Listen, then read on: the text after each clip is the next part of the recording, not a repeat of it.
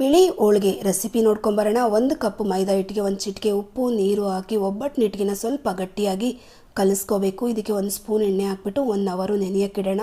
ಈಗ ಇದಕ್ಕೆ ಹೂರ್ಣ ರೆಡಿ ಮಾಡ್ಕೊಂಬರೋಣ. ಒಂದು ಪಾತ್ರೆಗೆ 2 ಕಪ್ಪಷ್ಟು ನೀರು, 1 ಚಿಟಿಕೆ ಉಪ್ಪು ಚೆನ್ನಾಗಿ ಕುದಿದ ಮೇಲೆ 1 ಕಪ್ಪಷ್ಟು ಅಕ್ಕಿ ಹಿಟ್ಟು ಹಾಕಿ ಇದನ್ನು ಒಂದು 5 ನಿಮಿಷ ಕುದಿಯೋಕೆ ಬಿಟ್ಬಿಟ್ಟು ಚೆನ್ನಾಗಿ ತೊಳೆಸ್ಕೋಬೇಕು. ಎಲ್ಲೂ ಗಂಟಿಲ್ದಂಗೆ ಚೆನ್ನಾಗಿ ತೊಳೆಸ್ಕೊಂಡಾದ್ಮೇಲೆ ಒಂದು 5 ನಿಮಿಷ ತಣ್ಣಗಾದ್ಮೇಲೆ ಇದನ್ನು ಕೌಂಟರ್ ಟಾಪ್ ಮೇಲೆ ಹಾಕ್ಕೊಂಡು ಚೆನ್ನಾಗಿ ನಾದ್ಕೋಬೇಕು. ಎಷ್ಟು ಚೆನ್ನಾಗಿ ನಾದ್ಕೊಂಡ್ರೆ ಅಷ್ಟು ಚೆನ್ನಾಗಿ ಹೋಳಿಗೆ ಬರುತ್ತೆ. ಆಮೇಲೆ ಉಂಡೆ ಮಾಡಿ ಸೈಡ್ಗೆ ಇಟ್ಕೊಂಡು ಈಗ ಒಬ್ಬಟ್ಟು ಮಾಡ್ಕೊಳ್ಳೋಣ. ಮೈದಾ ಹಿಟ್ಟು ಒಂದು ಸ್ವಲ್ಪ ತೊಗೊಂಡು ಇದಕ್ಕೆ ಈ ಅಕ್ಕಿ ಉಂಡೆ ಮಾಡಿಟ್ಟಿದ್ದೀವಲ್ಲ ಅದನ್ನು ಇಟ್ಕೊಂಡು ಫಿಲ್ ಮಾಡ್ಕೋಬೇಕು. ಸೇಮ್ ನಾವು ಒಬ್ಬಟ್ಟಿಗೆ ಹೂರ್ಣ ಹೆಂಗೆ ಇಟ್ಬಿಟ್ಟು ಫಿಲ್ ಮಾಡ್ಕೊಳ್ತೀವೋ ಅದೇ ರೀತಿ ಫಿಲ್ ಮಾಡಿಕೊಂಡು ತೆಳುವಾಗಿ ಒಸ್ಕೊಂಡು ಹೆಂಚ್ಗೆ ಹಾಕಿ ಇದನ್ನು 2 ಸೈಡು ಚೆನ್ನಾಗಿ ಫ್ರೈ ಮಾಡಿಕೊಂಡ್ರೆ ಈ ಒಬ್ಬಟ್ಟು ರೆಸಿಪಿ ರೆಡಿ ಆಯಿತು.